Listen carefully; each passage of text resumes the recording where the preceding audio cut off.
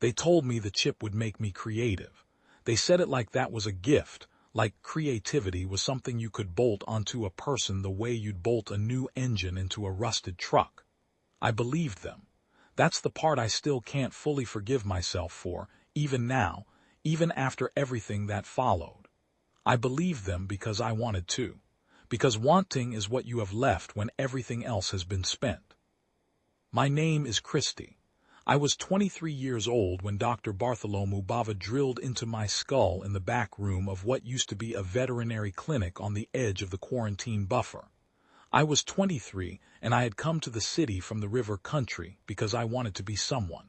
I had a voice, people said. I had presence.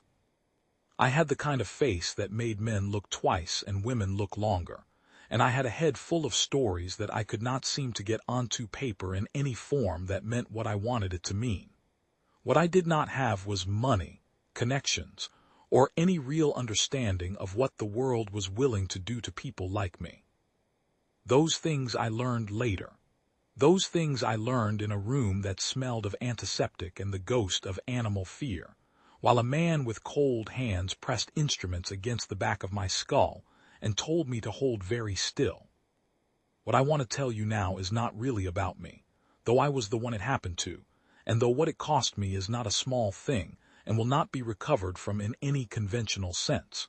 What I want to tell you is about what the Melpomene Collective did not understand about the species they had spent 40 years infiltrating. They are very good at what they do. I'll grant them that before I say anything else, because accuracy matters and fairness costs nothing when you've already paid everything. They had studied us. They had modeled us. They had embedded themselves so deep in our institutions, our universities, our research councils, our pharmaceutical licensing boards, the administrative structures of 14 port cities on 3 continents, that most humans working alongside them never knew they weren't human at all. That kind of patience is genuinely impressive. It deserves acknowledgement before I describe how it wasn't enough. Because in the end, they made the same mistake every predator makes when it studies prey long enough to feel comfortable. They stopped being afraid. And the moment a predator stops being afraid of what it hunts is the moment it has made an error it doesn't yet know about. I arrived in Novo Recife on a Tuesday in the wet season. The bus from the interior took 11 hours and smelled of mildew and diesel, and the particular anxiety of people carrying everything they owned in one bag. I had 40 credits, a change of clothes, and a folded printout of an advertisement I'd found tacked to the bulletin board outside the municipal office in my village. The paper the ad was printed on was expensive, the kind that resists folding, that holds its own stiffness even after you've folded it 6 times and carried it in your shirt pocket for 3 days. It said, "Seeking volunteers, neurological study, ENHANCED cognition research, full compensation, no experience required. Inquire ATTHEBAVA Institute, Corridor 7, Buffer Zone East." I had no idea what a buffer zone was. I found out when the bus dropped me at the edge of the city, and I had to walk the last 3 kilometers because the transit system did not extend into that district. The buffer zone was what they called the ring of territory around the old industrial port that had been ceded, quietly and without public announcement, to the collective's administrative structures following the Accords of 2031. The cession had been framed in the official materials as a designation of special economic and diplomatic status, a kind of permanent consulate district writ large. What it actually was, though none of us understood this at the time, was a feeding ground. From the outside, it looked like any rundown commercial district in any city that had seen better decades. Cracked prefab panels along the storefronts, drainage ditches choked with palm frond debris and the slow runoff of a week's rain. Men sitting in plastic chairs outside shuttered shops, watching the street with the still eyes of people who have been watching too long and have stopped expecting anything interesting to happen. Children playing in the shallow mud at the curb of an alley, ignoring the rain with the complete indifference that children manage and adults forget. A smell of salt and rust, and the specific dampness of concrete that never fully dries. What it did not look like, not to me, not then, was the forward operating base of a species that consumed human consciousness the way a farm consumes a field. It looked like poverty. It looked like the kind of neighborhood where people end up when the rest of the city has no room for them. I had grown up in a village, and I knew poverty, and it does not have a special smell or a special color. It just looks like the world with fewer options in it. I found Corridor 7 after about 20 minutes of wrong turns.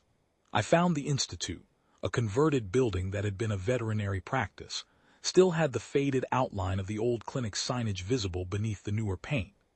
I found Dr. Bartholomew Bava sitting in a waiting room with mismatched chairs and a potted plant that was attempting, without much success, to survive in a corner that received approximately 40 minutes of direct light per day. Bava was a human. I want to be clear about that because later, when people tried to make sense of what happened, there was a tendency to make him into something he was not, a collaborator in the full moral sense, a man who knew everything from the beginning and chose it anyway. The truth is more ordinary and more terrible, as ordinary truths usually are. Bava was a neurologist who had lost his license after an experimental implant killed his wife during a research trial that he had believed, genuinely believed, was safe. He was brilliant and broken, and he needed money badly enough to accept it from sources he should have refused, and he had been doing that long enough that the weight of it had become simply the condition of his existence rather than something he still examined. The woman who had brought him back into practice, who held his debt and his career, and whatever was left of his self-respect in a single closed hand, was not human. She had been posing as a human administrator for 9 years. Her name, in the records we eventually accessed, was Monica Rappel. She held a position in a research licensing authority that had been established, we later learned, specifically to direct certain kinds of neurological research toward ends the collective found useful.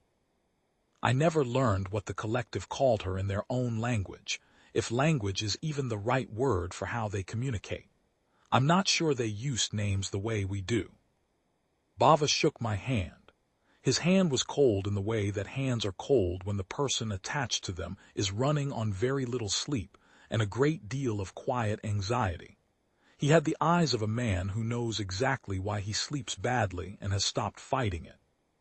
He asked me a series of questions: age, education, family history of neurological disorder, whether I experienced migraines, seizures, episodes of dissociation, any history of cardiac irregularity, whether I had living family, whether they were local, whether I was expected anywhere in the immediate future.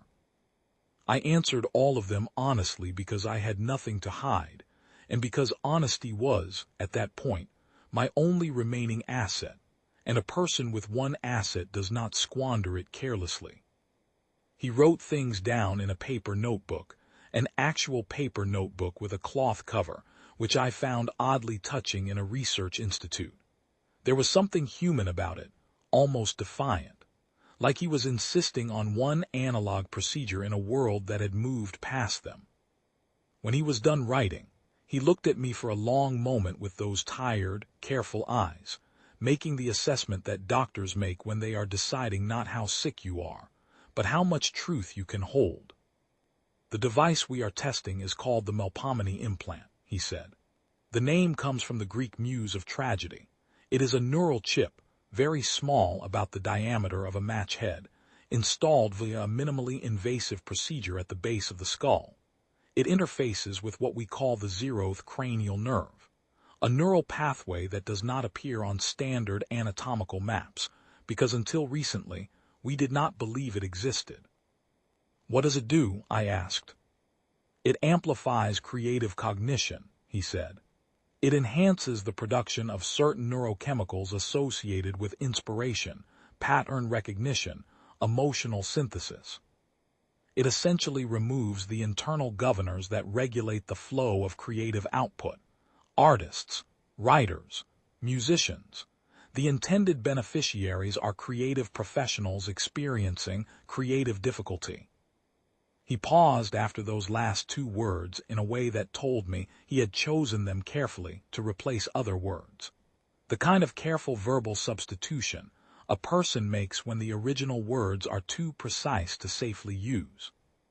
The compensation is 3,000 credits, he said, paid upon completion of the trial.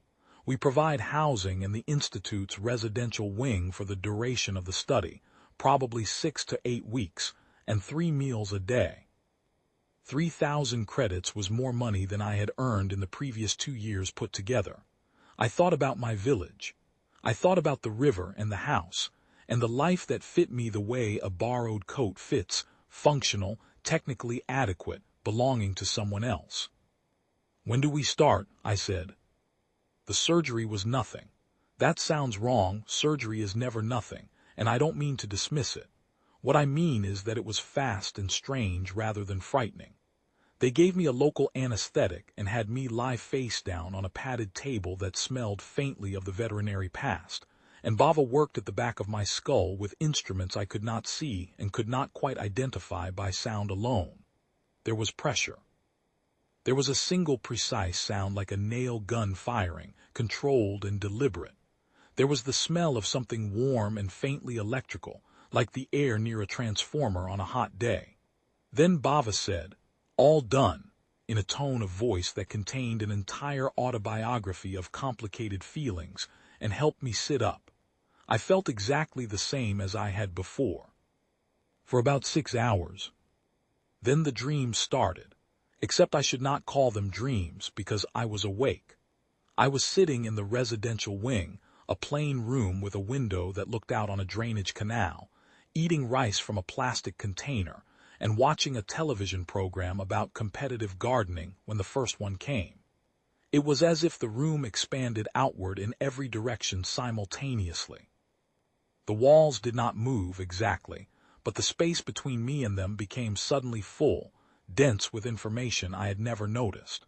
The stain on the ceiling was not a stain but a map, and I could read it. The rhythm of the television commentator's voice was not speech but music, and I could hear the scale it was written in. The texture of the plastic tabletop under my fingertips was a language, and I was reading it, and what it said was enormous and very old. I sat very still for 11 minutes. I counted them. Then I got up, found a pen in the bathroom drawer, tore the top sheet from a stack of paper napkins on the table, and began to write. I wrote for 4 hours without stopping. My hand cramped and I switched to my left hand, which I had never written with before, and it worked. The chip apparently bypassed whatever coordination limitation normally keeps a person from being ambidextrous. When the napkins ran out, I used the white space on the backs of informational pamphlets about the study. When those ran out, I used the inside covers of the paperback novels someone had left on the shelf above the bed. What I wrote was, I have tried since then to describe it to people who were not there and who have not experienced what the chip does, and I always fail. What I will say is that it was the truest thing I had ever produced. Not the most technically accomplished. I had no technical accomplishment to speak of at that point, but the truest. Everything I had been trying to say for 23 years without the vocabulary to say it was suddenly findable. It was about my village and the river. About my mother's hands, the specific, unrepeatable way they moved when she was doing something she had done 10,000 times, and her hands had become smarter than her intentions, moving on their own with the intelligence of accumulated repetition. About the smell of the dry season, and the sound a particular kind of frog makes at dusk, and the silence of a house where someone has recently died. The silence of that house, which is not quiet but is instead full of the shape of the person who is no longer making noise in it.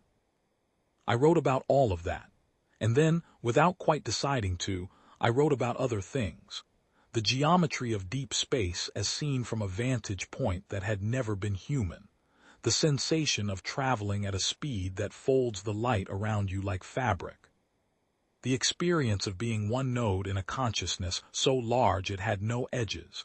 Of knowing, at every moment, that you were both individual and plural, both one voice and a chorus, and of finding this not lonely but simply the condition of existence, The way a river finds its banks simply the condition of being a river. That last part, I understand now, was not mine. That was the chip reaching through the zeroth nerve into territory that human neurology had never charted and pulling up something it found there. Something that had been encoded, at some level below language, in the implant itself. In the morning, Bava came to my room and read what I had produced. He stood in the doorway with the stack of napkins and pamphlet backs in his hands, and his face did something complicated. The kind of complicated that only a person who has been watching for a specific outcome and has finally seen it can manage. He left the room without saying anything. I heard him through the wall, on the phone, speaking in the careful voice of a person choosing every word. "It's working," he said. "Better than projected, better than the previous, yes. She wrote approximately 9,000 words overnight. She did not sleep. She does not appear to have tried." A pause while the other end of the call responded. "The quality of the output is also beyond projected parameters," he said. It's genuinely significant. It's not gibberish. It's not the kind of raw, unstructured cascade you get with forced neurochemical stimulation. It reads as intentional, structured." Another pause, longer. "I am aware of what that means for the timeline," he said. "I understand the implications." He came back in and told me the trial was proceeding well. He did not tell me what the timeline implied or what the implications were. He brought me 3 composition books and a box of pens, and he watched me open them with the expression of a man watching a clock he cannot stop. By the end of the first week, I had filled 2.5 of the composition books. I had not slept, not at all. Not even a doze in the afternoon heat when the residential wing turned stuffy, and the hum of the building's ventilation system became almost hypnotic. I had not eaten more than a few bites at a time, not because the food was bad, but because the act of eating interrupted the current, and the current was always there. Even when I was not writing, when I was in the bathroom, or sitting on the floor with my back to the bed and my eyes closed, or staring at the ceiling trying to get it to stop for 5 minutes, the current was running, just below the surface of everything. A constant, pressured flow of connection and pattern and the desperate urgency of things that needed to be said. It was not painful exactly. I want to be accurate about that. It was not the pain of a headache or a wound. It was more like standing too close to a large piece of industrial equipment, a turbine, a generator.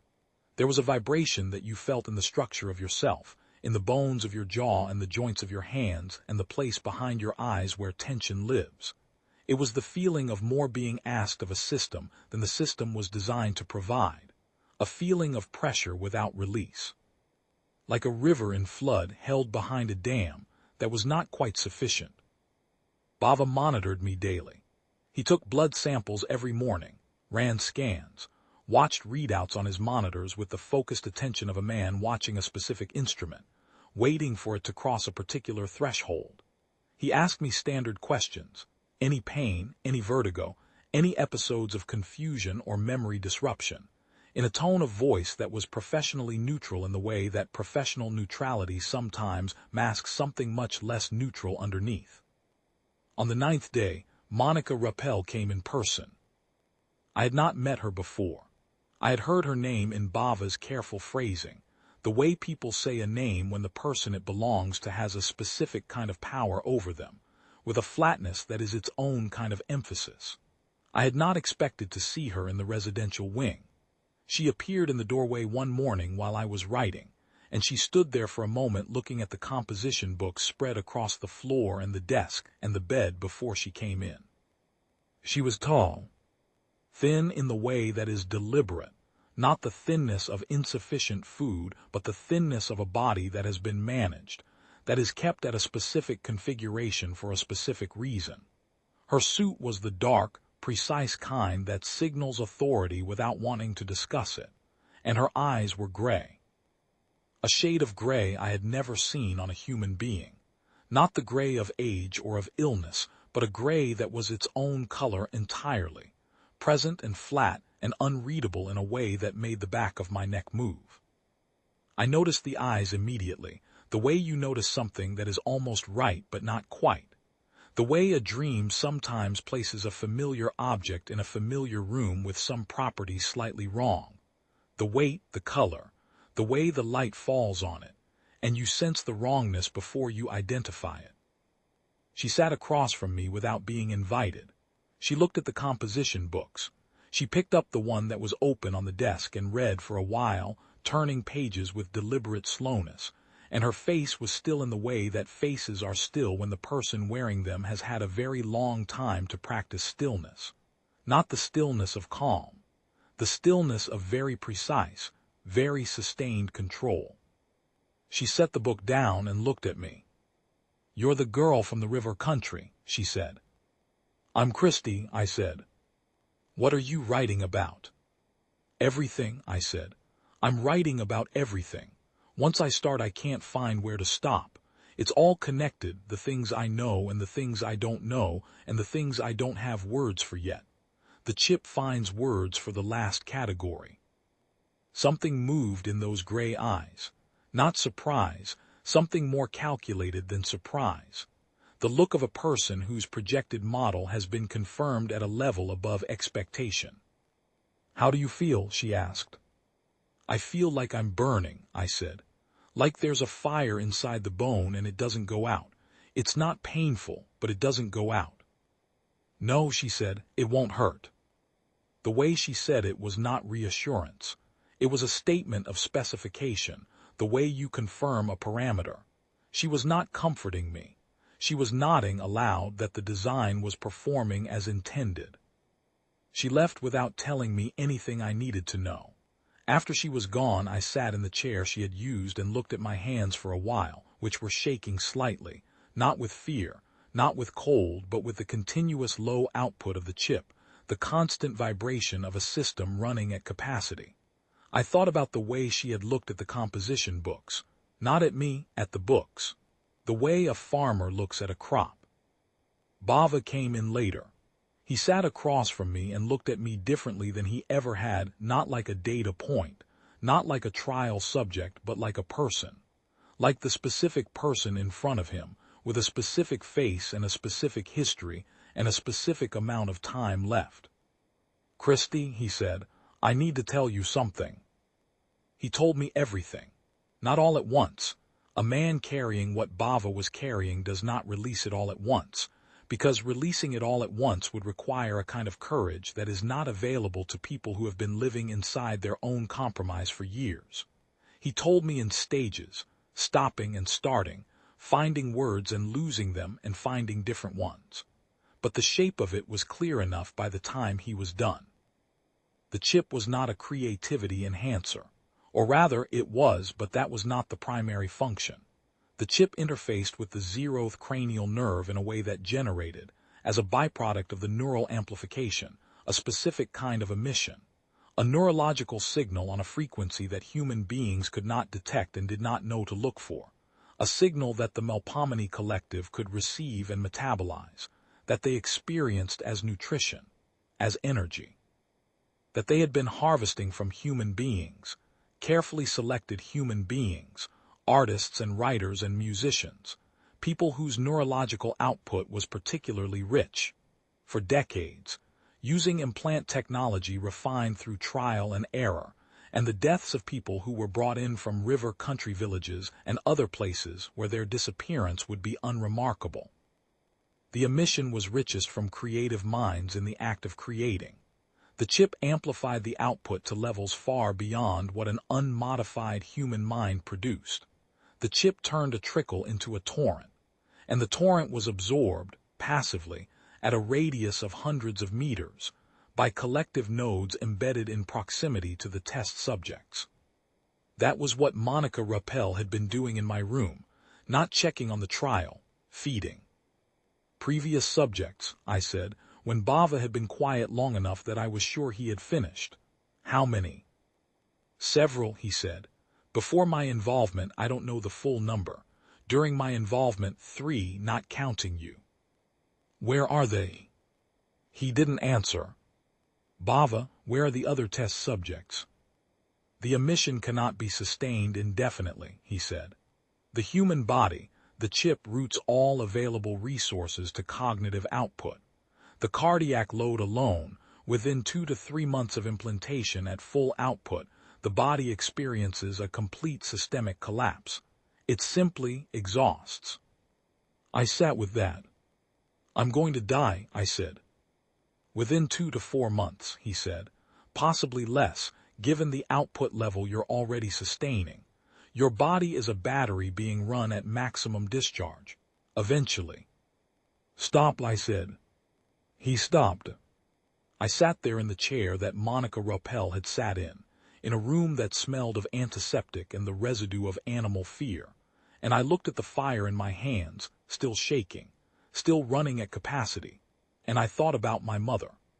I thought about the river and the specific smell of the dry season, and the 9,000 words on napkins, and 3 composition books full of the truest things I had ever managed to say.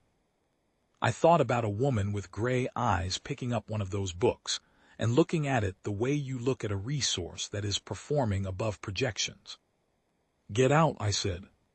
He got out. I sat there for a while longer. Then I opened the 3rd composition book to a fresh page and I wrote, for another 8 hours, without stopping, everything that I needed to write before I figured out what to do next. Because I was not going to die in 2 months at maximum discharge, without deciding what my maximum discharge would be used for. That was not a choice I was going to leave to someone else. I need to explain what the Melpomene Collective actually is, because most people who encounter this account will know them only from official sources, which present them in diplomatic terms designed to make the relationship manageable rather than accurate. What I'm going to tell you is accurate.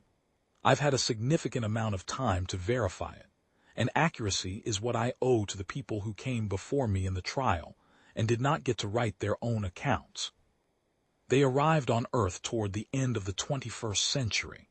They arrived at exactly the right moment, the moment when humanity had just barely developed the detection capability to know they were there, and not yet developed the political cohesion to do anything effective about it. The Accords followed quickly. The Accords gave them their administrative zones and their diplomatic status, and their carefully worded right to conduct independent research within certain designated areas. And in exchange, they offered technology transfers that were useful and genuinely advanced, and also specifically not the most advanced things they had. They offered enough to make the deal feel like a deal rather than a surrender. They are not large individually. They occupy bodies approximately the size and configuration of human adults, which made the infiltration work. They did not need elaborate disguises. They needed patience and the ability to model human social behavior at sufficient resolution to pass, to appear, to any casual observation, as a person with a history and a personality and a set of social relationships. They are extraordinarily good at this. 40 years of practice makes the performance nearly seamless. What makes them genuinely dangerous is not any individual capability. It is the hive. Every member of the collective shares cognition across a network. They do not make individual decisions the way we do. They make consensus decisions at a speed so far beyond our experience of deliberation that it functions, in practice, like individual instantaneous judgment. They have no concept of loneliness because they have never experienced individual consciousness. They have no concept of grief because no individual death breaks the whole. The loss of a single node is like losing a fingernail, uncomfortable briefly, of no lasting significance.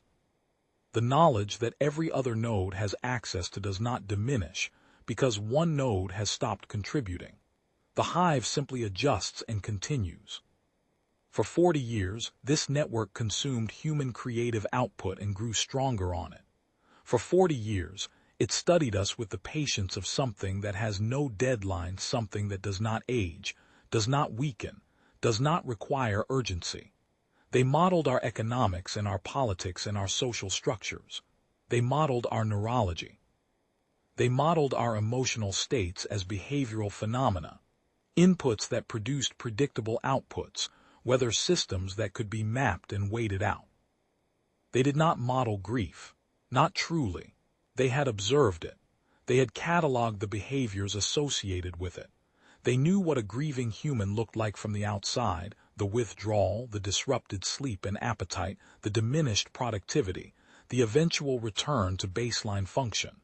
They had assigned it a timeline and a behavior profile. What they had not modeled was what grief is made of, at the structural level. What it becomes when you compress it and hold it long enough. What it is capable of when it has nowhere left to go and nothing left to lose. They had made their model of humanity at our best, our most inspired, our most creative. They had been drinking beauty for 40 years. They had never once thought to ask what would happen if someone gave them something else. On the 22nd day, I went to Bava's equipment room. It was late, well past midnight, which had ceased to be meaningful since I had stopped sleeping, but the building was quiet and the corridor outside was empty. Bava was there, which I had expected. He was sitting in front of his monitors watching my neural readout, a cascade of color and waveform that I had learned over 22 days to read almost as fluently as text. I looked at the monitor for a moment. The output was remarkable, even to me. More than remarkable. It was the kind of readout that, if you showed it to a neurologist who did not know the context, would prompt a long silence and a careful question about what exactly was generating it. "Tell me how the network works," I said.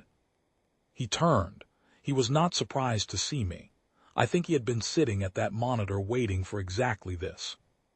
"The chip emits on a frequency the collective can receive passively," he said. "It requires no active connection. They simply absorb the emission from within a certain radius. The richer the emotional and creative content of the output, the more potent the absorption." "What radius?"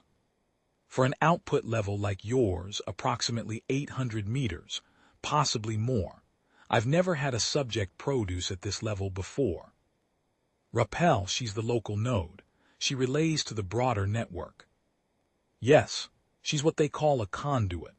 An individual whose neural architecture has been modified, either surgically or through a process I don't fully understand, to serve as a relay point.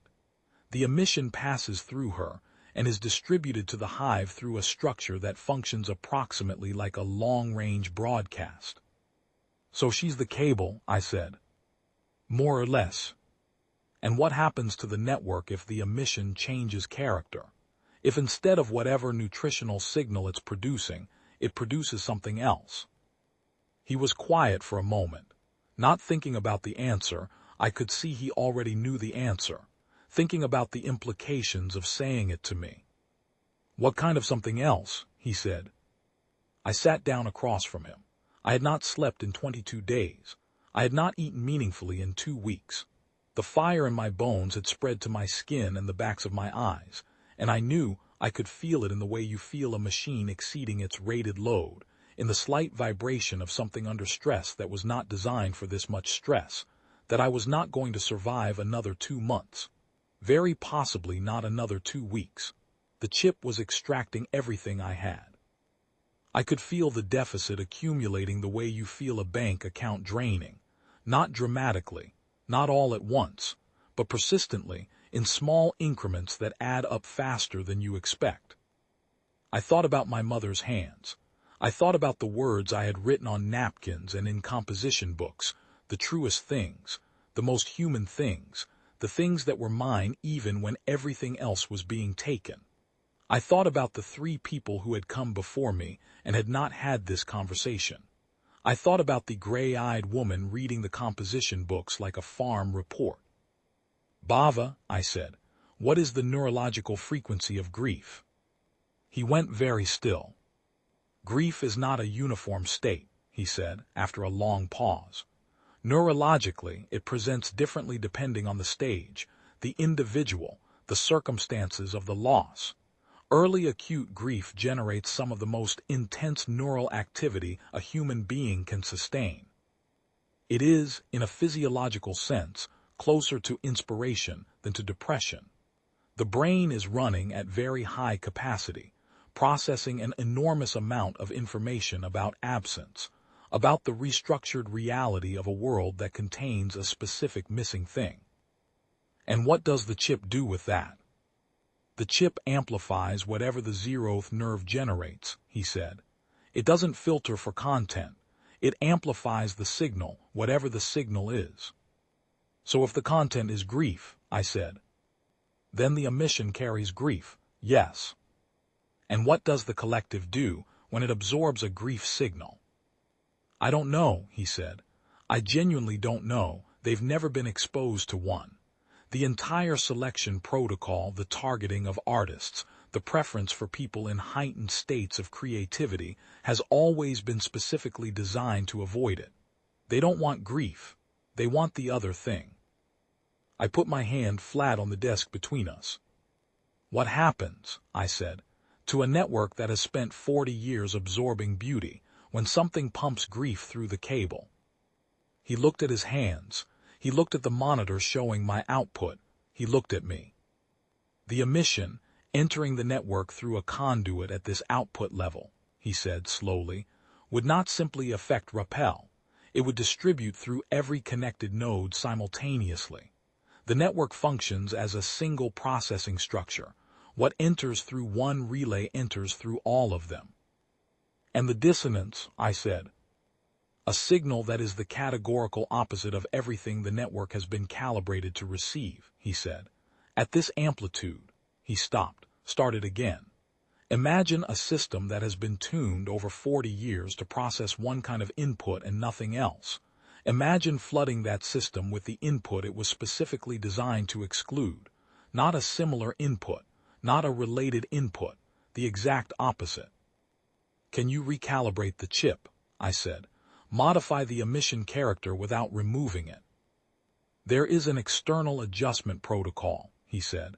I designed it as a failsafe, in case the output became destabilizing.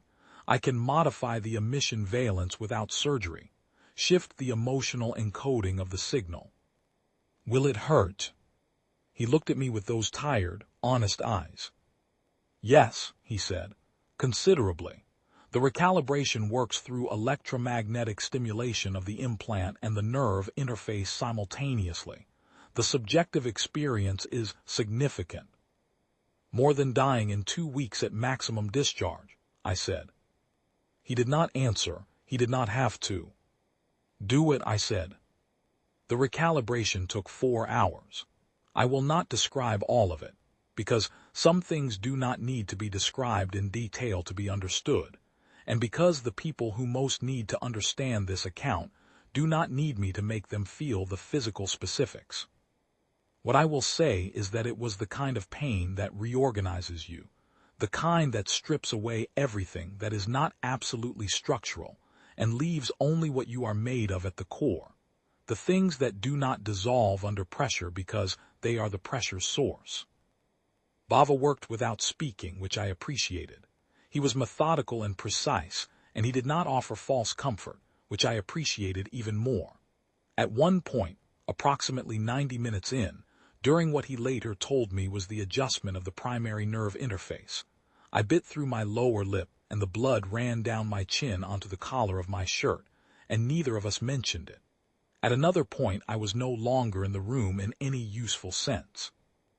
I was somewhere very white and very quiet, where the only thing that existed was the weight of everything I was compressing, 23 years of a life that had tried to be something and had been treated as a resource instead. My mother's hands, the river, the house where the silence had the shape of someone who was no longer in it, the composition books, the napkins, the gray-eyed woman and her flat, specific voice, the 3 people who had come before me and had not had this conversation with Bava. I compressed all of it. I held it. I gave it no release. I kept it inside the closed system of myself, and I let the chip find the frequency of it, the way the chip had found the frequency of everything else I had ever held inside me that needed to be said. When it was done, Bava said, "It's done," in a voice stripped of everything but bare fact. I sat up. My vision swam for a moment and then steadied. "Is it working?" I said. "The emission signature has changed," he said. He was watching his monitor. Substantially, the frequency shift is yes, it's working. The fire in my bones was different. Not warm, not generative in the creative sense. Cold and structural, hard, like rebar in concrete, not decorative, not expressive. Load-bearing, the foundation of something. Rappel, I said. She's been in the building for the past hour, he said. She came because the output was exceptional today and she wanted to be closer to the source. He looked at the monitor. She's in the meeting room on the 3rd floor. She's already receiving, I said. She received the transition, he said quietly.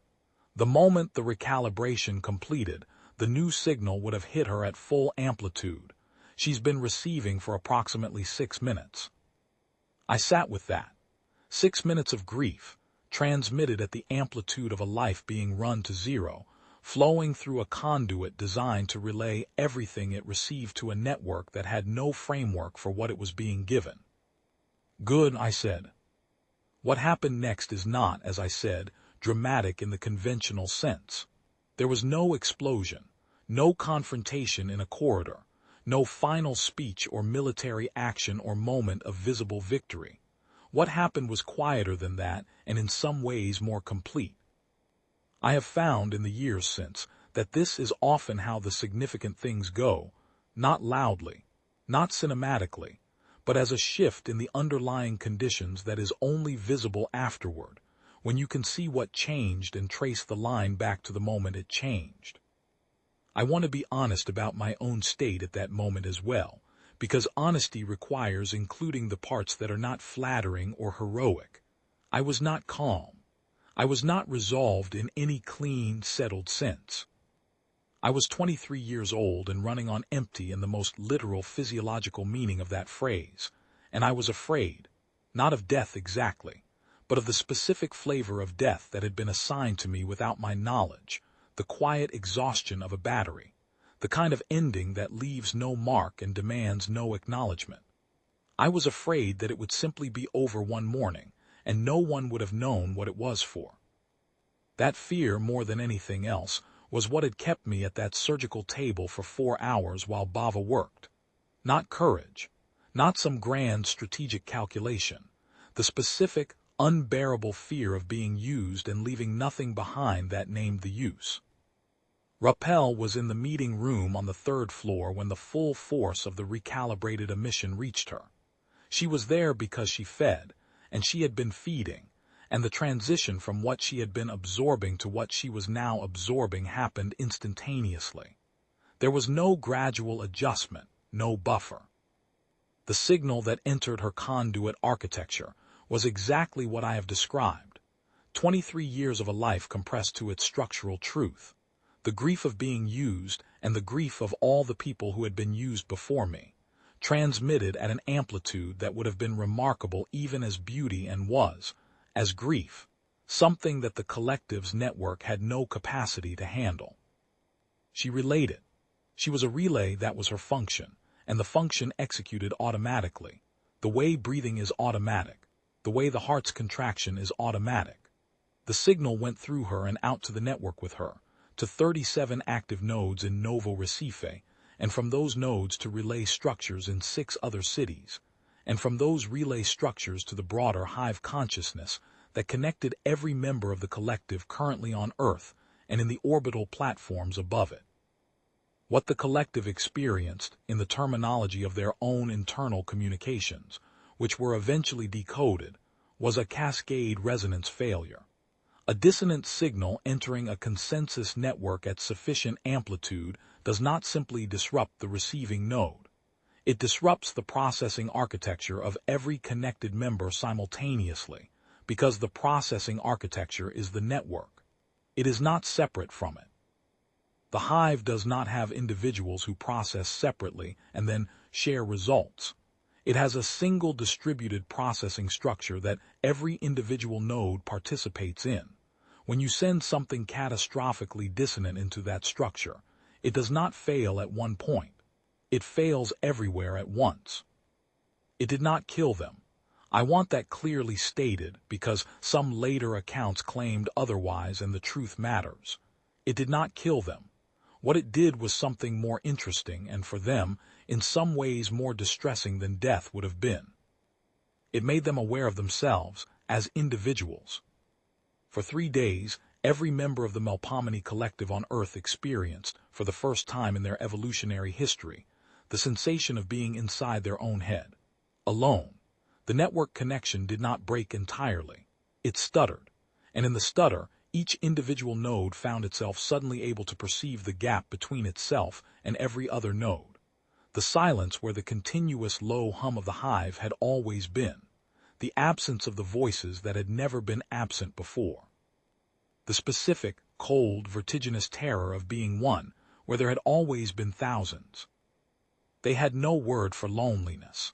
They had to invent one in those 3 days, and the one they invented was, when we eventually decoded it, very close to the word we use for grief. Several nodes in the southern relay cluster attempted to physically reach each other, apparently seeking to restore through physical proximity what the disrupted network had taken from them. 3 were involved in traffic accidents. 1 node walked into the ocean, apparently seeking something, some sensation that would confirm the connection was still there, and had to be recovered by harbor emergency services who believed, at the time, they were rescuing a confused elderly human woman. The senior collective member in the orbital component, the entity designated, in their communications, something that translates approximately as the shepherd, experienced the cascade at a remove, buffered by distance and the orbital relay structure, but received enough of it to initiate an immediate emergency review of all terrestrial operations. The review, conducted across a 3-day period during which the hive was not functioning at normal capacity, concluded with a formal suspension of buffer zone research activities and a recall of all conduit-class individuals from active proximity to human test subjects. By the time the review concluded, 11 days after the recalibration, Bava had gone to the authorities. He went to the authorities. It was slow and difficult, and the early conversations were exactly as disbelieving as he had predicted they would be. A man with a suspended license, with a history of a botched trial and a dead wife, presenting a story about alien neural harvesting from a converted veterinary clinic in the buffer zone. The people he first spoke to were not equipped to process it. He was turned away twice. He persisted because, I think, persistence was the one form of redemption available to him, and he understood that, and he was not going to waste it. But the disruption in collective activity over those 11 days had not gone unnoticed by the people whose job it was to notice. Too many simultaneous irregularities in buffer zone administrative functions. Too many proxies behaving outside their established profiles. Too many small failures in coordinated behavior that, taken individually, were unremarkable, and taken together implied that something had gone wrong with whatever was doing the coordinating. There were people in certain agencies who had been watching the buffer zone for years with the frustrated patience of individuals who suspected something large and had no evidence sufficient to act on. Bava gave them evidence. Bava gave them everything, the research files, the chip specifications, the emission frequency documentation, the names of every proxy he knew, the identification data for Monica Rappel. Rappel was apprehended. She was not herself by that point. Whatever the cascade resonance had done to the network, it had been most severe for the conduits, who had borne the transmission at full amplitude and without the distribution buffer that protected the rest of the hive. Something in the relay architecture had been knocked loose. She functioned. She spoke. She answered questions in human language with human grammar and human intonation. But something had been removed from behind the eyes, not the gray color which stayed, but whatever had been running the performance behind it. Whatever the collective had installed in her to make the relay work had been damaged by the signal it was forced to transmit, and the damage was not the kind that healed. She did not seem distressed by this. She also did not recognize me when I stood in the room with her, which I found I did not mind. The collective's formal response came 8 months later, in diplomatic language that took 3 human linguists 6 weeks to decode precisely enough to be confident they had not missed a critical modifier. What it said, in summary, was that certain terrestrial research operations had been conducted without adequate consideration of human neurological variability. That the collective wished to propose a renegotiation of the existing accords to better reflect, in their phrase, the demonstrated complexity of human neurological capacity. That they expressed what the linguists translated, after significant debate, as regret, though the word used had connotations not of sorrow, but of miscalculation, of an error that the entity acknowledging it would not make again. It was an apology from something that had never felt sorrow and was incapable of shame. What it contained was an acknowledgment of error, and a request to renegotiate from a position of revised respect. That was something. Not enough, not remotely enough for the people who had gone before me and did not get to be in the room when the message came, but something. The beginning of something, maybe. We'll see what that grows into. Bava tried to remove the chip on the 31st day. He believed correctly that without the chip's resource drain, my body might have a chance to stabilize. The constant extraction would stop. I might sleep. I might eat with appetite. I might recover something approaching a normal physiological function. The chip had integrated with the 0th nerve, to a degree that made removal complicated in the surgical sense and dangerous, in a sense that neither of us could fully predict. He spent 6 hours trying, with care and precision and the full weight of his neurological expertise, and at the end of 6 hours he looked at me across the surgical table and said, with the honesty that had become, I understood, his one uncompromised quality, the thing he had not given up even when he gave up everything else, I can't remove it without risking damage to the nerve itself. And if I damage the nerve, I don't know what happens. Nobody knows. The 0th nerve doesn't have a mapped function. We found it because the chip needed an interface, I said. Yes, what it does without the chip, what its baseline function is, we simply don't know. Standard anatomy doesn't include it because standard anatomy never found it. We found it because we were looking for something to interface with. Leave it in, I said. Christy. Leave it in. I'm not dead. The output has stabilized at a lower level since the recalibration. Whatever equilibrium my body found, it seems to be holding. I looked at him. And the alternative is you removing it and discovering that the nerve is the thing that keeps me standing. I'll take the uncertainty I know over the uncertainty I don't. He sat down heavily. He looked like a man who had been holding his breath for 31 days and had just now tried to exhale and found that breathing out was its own kind of work. You should hate me, he said. I don't, I said, which was true. What I had instead of hatred was something denser and more permanent, a clear, unflinching understanding of what had been done and by whom and at what cost. An understanding that did not soften with time but did not require active maintenance either. It was just there like the fire in my bones, structural, load-bearing. What do you need? He asked. Nothing from you, I said. Go talk to the authorities, give them everything, do it completely. He went and did it completely. I believe him when I say that. I write every day. The chip is stabilized, the fire is lower, more controlled, nothing like the torrent of those first weeks. My body found a new equilibrium somewhere between what I was and what the process made me into, and the equilibrium holds. I sleep a few hours most nights. I eat, though not as much as before and not with the same kind of hunger I used to have, the hunger that was about wanting things rather than just needing them. Some things came back, some did not. I finished the composition books. I started new ones. The writing is different now, still true, still structured by the chip's amplification, but mine in a way that is completely mine, not borrowed from a signal that was reaching back through the nerve into territory it shouldn't have been mapping. I know the difference between what comes from me and what was being inserted. I can feel the difference. That is something I have that the previous subjects did not. I wrote this account because someone needed to write it accurately, and because I have both the specific knowledge to make it accurate and the specific position to be believed. Not by everyone. There are people who will call this an exaggeration, an embellishment, a political narrative dressed as personal history. Let them. Accuracy does not require consensus to remain accurate. Here is the accurate version, stripped to its structure. A species spent 40 years studying humanity and concluded we were manageable. They had our economics, our sociology, our behavioral models, our neurology. They had, they believed, sufficient resolution on human consciousness to farm it indefinitely without the subjects understanding what was happening to them. They were careful. They were patient. They were thorough. And they failed because the thing they failed to model was not a behavior.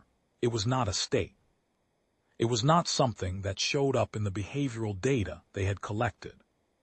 It was the structure underneath.